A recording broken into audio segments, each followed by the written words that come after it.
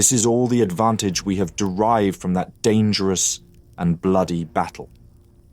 I suspected what was going to happen, and I am very sorry to have been proved right." Following the triumphant yet incredibly costly end of the 1760 campaign, Frederick the Great sought refuge in the city of Leipzig during the winter of 1760–61. There, he tirelessly toiled to rebuild the strength of his person and his state, readying himself for the ongoing war that lay ahead. Despite his companions' unwavering support, the king's spirit was burdened with melancholy and a sense of withdrawal, causing him to look far older than his mere 49 years. In spite of fervent hopes for peace, the tenacious Austrians and French refused to lay down their arms and persisted with the war. Meanwhile, the Russians had welcomed their latest commander, the Tsarina's beloved Alexander Borisovich Buturlin, to their ranks. Marshal Daun, still recovering from the wounds sustained at Torgau, anxious to resign and more static than ever, was in command in Saxony.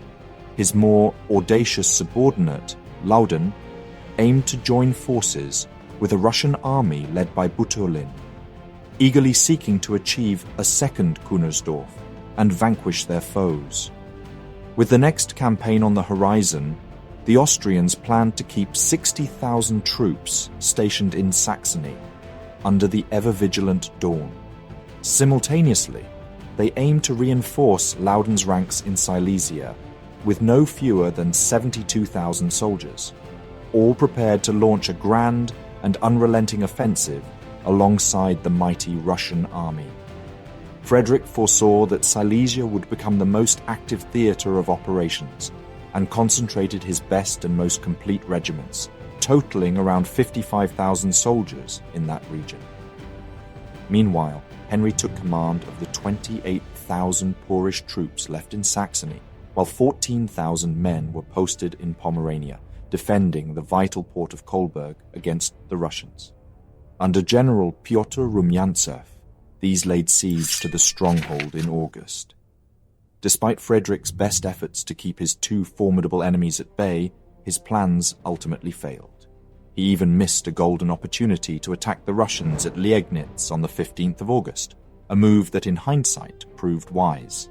As fate would have it, the combined Allied force numbered a staggering 130,000 soldiers. Amidst this sea of enemies, Frederick meticulously constructed a secure refuge for his relatively small army of 55,000 men.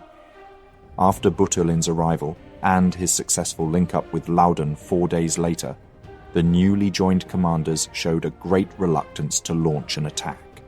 Although Frederick had predicted that Laudon would force the issue, it was not to be. He confided in Prince Henry that, "The Russians still have no desire to attack, but I think Laudon will force them to." Indeed, the Austrian commander made several attempts to break through the Prussian defences, but Frederick was ready. He ordered his army to retreat to a fortified camp at Bunzelwitz, strategically located to the northwest of Schweidnitz. Prussian soldiers worked tirelessly for 12 hours a day, around the clock, to construct an impenetrable network of trenches and palisades. The Saxon Captain Thielke was so impressed by their efforts that he reported admiringly. In this location, the Prussian army stood on a series of low and mostly gentle eminences, which were utilized in a masterly fashion.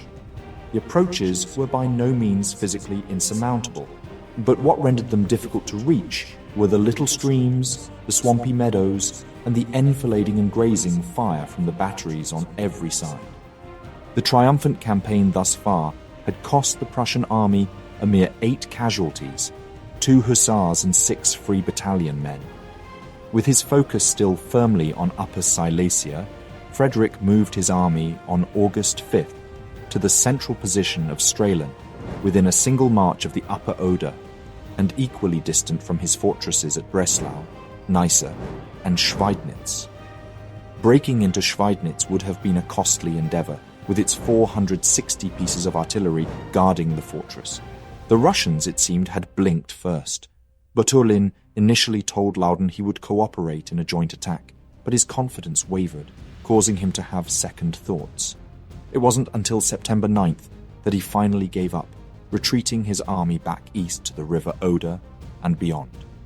In an effort to encourage him to leave, Frederick dispatched General Dubislav Friedrich von Platen with a corps of 8,000 troops to raid the Russian base areas in western Poland. Butelin's departure left Loudon with a formidable force of 80,000 regulars positioned on the hill slopes at the southern edge of the Silesian plain. Although Frederick held a low opinion of Loudon's abilities, he deemed it safe to leave the Austrians in their camp and move closer to Neisse, where provisions were abundant. At this point, the uneventful campaign should have come to a close, with both sides settling into winter quarters. Frederick, in fact, believed it was over. In a letter to Prince Henry on September 27th, he asserted that it was next to impossible for the Austrians in Saxony to attempt another raid on Berlin, now that the Russians had departed. As for the Austrians in Silesia, he was confident there was nothing to worry about. But Frederick was wrong. In the north, the Prussians faced a particularly aggressive Russian problem. In mid-September 1761, the relentless Russians descended upon Pomerania, laying siege to any stronghold used as a communication line between Stettin and the besieged Kolberg. General Platen was constantly harassed by separate Russian contingents roaming the region. In response, a Prussian corps, led by Major General Stotterheim, received the call to depart from western Pomerania and secure a strategic vantage point at Stettin. With unwavering loyalty to the crown, Stotterheim rallied his troops and embarked on a perilous march towards the coveted position, leaving behind only Hussar General Wilhelm Sebastian von Belling and his loyal corps to fend off the impending Swedish invasion.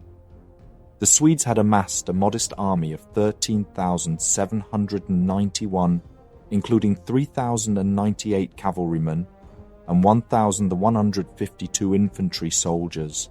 The departure of Stutterheim presented a golden opportunity for the Swedish field marshal, the esteemed Count Augustin Ehrensvärd, to seize the initiative and strike a decisive blow against Belling's outnumbered forces. The Swedish army united under the leadership of two commanders, Liebecker and Sprenck-Porten. It advanced towards Belling's corps in a pincer movement. On September 17th, Belling launched a daring assault on Liebecker's column, engaging them in a fierce combat at Kosabroma. His bold attack nearly succeeded, but he was ultimately forced to retreat.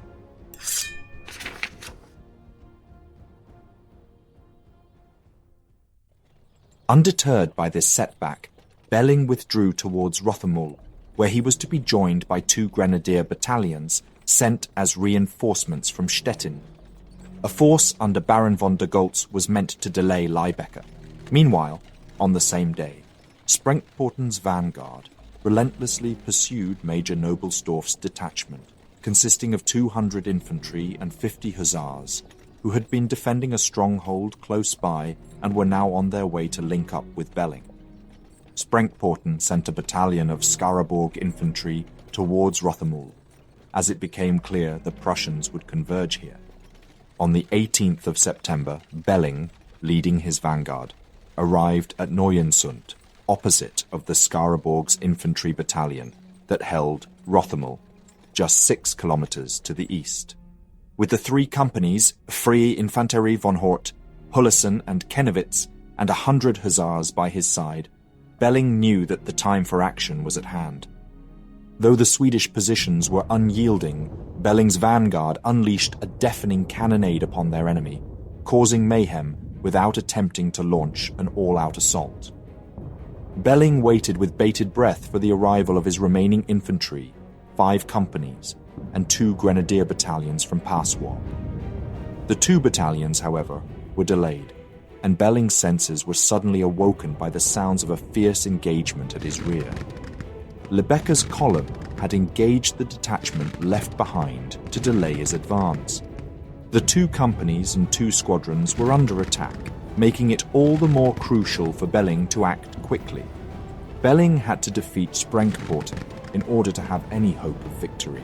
Liebecker, sensing that he was outnumbered, limited his action to musketry fire hoping for Sprengtporten's arrival. As the sun reached its highest point at 11 a.m., the 2 grenadier battalions arrived at Neuensund. Without a moment's hesitation, Belling commanded them to launch a flanking movement against the forest. At the same moment, Sprengtporten's main corps appeared on the road from Wilhelmsburg, ready to launch a fierce counterattack. The Swedish grenadiers stood resolute in the centre, Frikompani Lille and Sprengtporten on the right wing, and Frikompani Lundberg and Ehrenhielm on the left wing. The cavalry and the rest of the infantry stood ready in reserve, awaiting the battle cry. As the 2 armies drew nearer, the tension was palpable. The Prussian forces were arranged in a formation, with Grenadier Battalion Ingersleben leading the charge, flanked by Grenadier Battalion Rothkirch, Free Infantry Hort, and the Belling Hussars.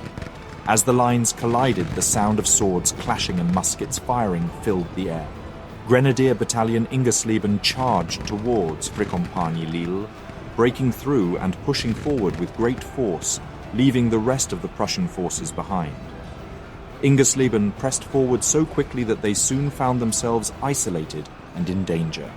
Sprengtporten's younger brother, Goran Magnus, cunningly outflanked them, trapping them in a small wood where they were attacked on every side by the Swedish infantry, including the fierce 1st Swedish Grenadiers, Frikompani Lundberg and Frikompani Silfverstroms. Despite their bravery, Grenadier Battalion Ingersleben was forced to retreat, losing 2/3 of their men. The Prussians were forced to withdraw, fearful of being caught between the 2 Swedish columns. They retreated to Taschenberg and Geren, sending the 2 grenadier battalions back to Paswalk.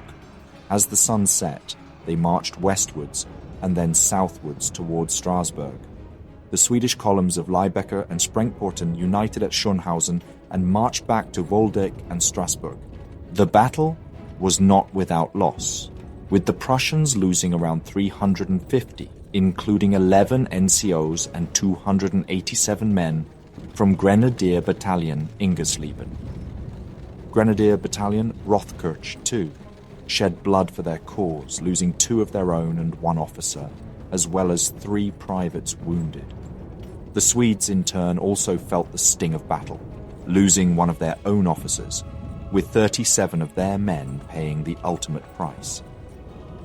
5 officers and 76 men fought bravely through their wounds, while 9 remained missing, and 26 were taken as prisoners of war. Despite the intense struggle, the outcome of the battle had little influence on the greater war effort.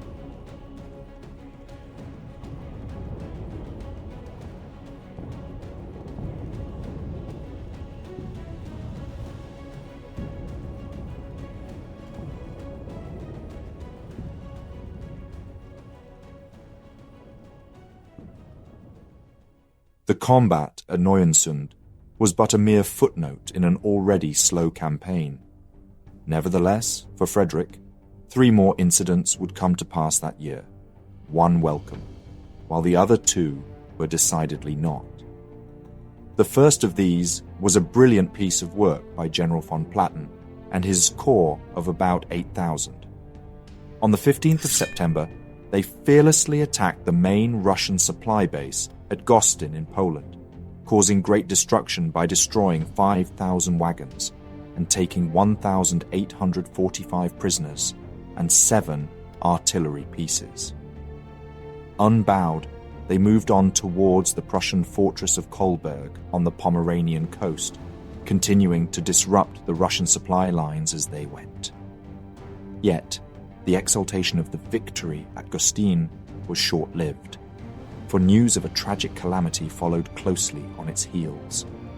On the 1st of October, the dreaded Loudon launched a sudden night attack and captured the impregnable fortress of Schweidnitz, leaving Frederick stunned and bewildered.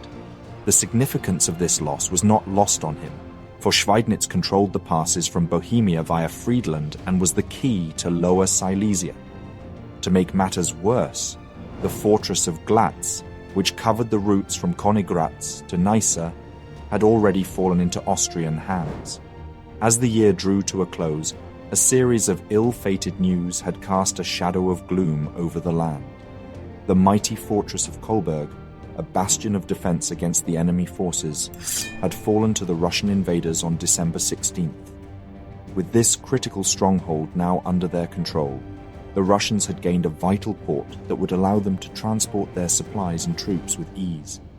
It was a dark moment for the defenders of the realm. For the first time in ages, the Russians could bask in the warmth of Pomerania, and the Austrians could bide their time in Silesia, safe from the biting cold of winter.